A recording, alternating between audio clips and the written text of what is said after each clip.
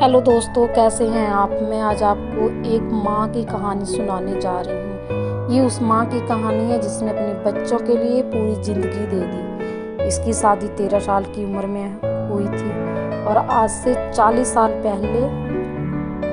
पहले की बात है। ये हस्बैंड की दूसरी शादी थी। पहले की उसकी पत्नी जो थी उसकी डेथ हो चुकी थी। पीछे माँ बाप गरीब थे और 7 भाई बहन थे। गुजारा बड़ी मुश्किल से होता था। तो माँ बाप ने इसकी शादी उस लड़के से कर दी जिसकी पहले की बीवी की डेथ हो चुकी थी। आगे ससुराल में भी 20-22 लोगों का परिवार था और वो सबसे छोटी थी।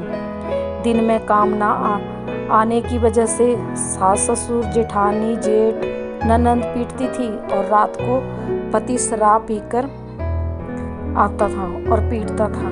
ऐसे ही जिंदगी गुजर रही थी कि 23 साल की उम्र में 4 बच्चों की मां बन गई और बेटा 6 साल का था। पति की डेथ हो गई।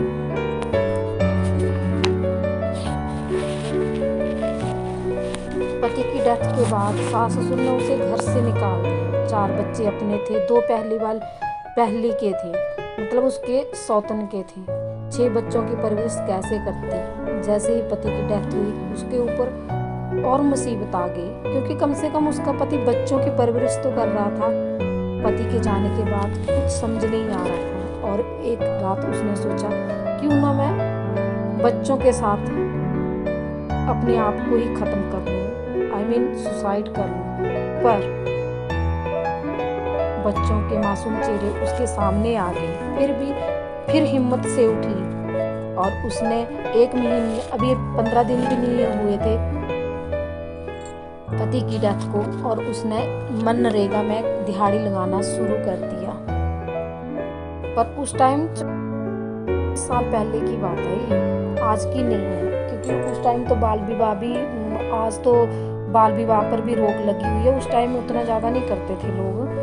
पर 14 दिन की उस टाइम, आज से 20-22 साल पहले की बात है, उस टाइम उसके 14 दिन मनरेगा की दिहाड़ी सिर्फ 14 दिन होती थी। 14 दिन की दिहाड़ी से अपने बच्चों का पेट कैसे पाल सकती थी। तो उसने लोगों के घर में काम करना शुरू कर दिया और यहाँ से उसके स्ट्रगल की कहानी शुरू हुई। स्ट्रगल तो उसको पहले भी था, उसका स्ट्रगल पहले भी था, पर ये था कि चलो पति कम से कम बच्चों की देखभाल तो कर रहा था। अब तो सास ससुर की अलग भी कर दिए, फिर भी सास ससुर उसके ऊपर लोगों के घरों में दिन रात काम करने लगी। दिन में दिहाड़ी करती, रात सुबह और शाम लोगों के घर में काम करती। तो चलो थोड़ा बहुत गुजारा उसका होने लगा। और उसके बाद 1-2-3 साल बाद उसके स्कूल में भी जॉब लग गई, पर 1000 रुपये की।